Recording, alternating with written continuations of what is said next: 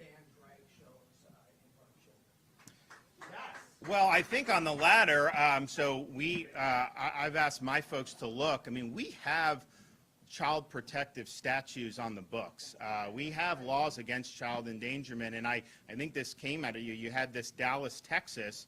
You had these very young kids, and they must have been like 9, 10 years old, at a, quote, drag show where they were putting money in the underwear of this, and that is totally inappropriate. That is not something that children should be exposed to, and so we may have the ability to deal with that if something like that happens.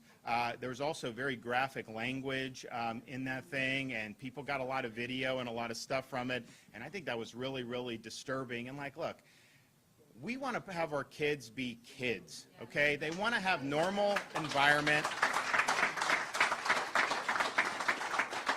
Part of the reason why we did we fought the fight with parents' rights in education is because there's a movement to inject these things like gender ideology in elementary schools even.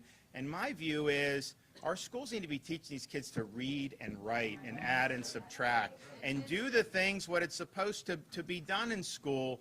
Injecting these agendas into it is wrong, and that's why we did the Parents' Rights in Education bill. But when you see those images, you know, Texas isn't exactly known to be San Francisco. I mean, it's a relatively conservative state culturally, and to see that was not something that was. So we do have some. So we're going to look to see what could be done under existing statutes. But I do think targeting these kids with all this stuff, you know, it used to be kids would be off limits. It used to be everybody agreed with that, and now it just seems like there's a concerted effort to be exposing kids more and more to things that are not age appropriate. And I think our state in Florida, you know, we need to be a family-friendly state. We need to be a good state for people to be able to raise a family, get a high-quality education, have a lot of opportunities without having some political agenda shoved down their throats. That's right.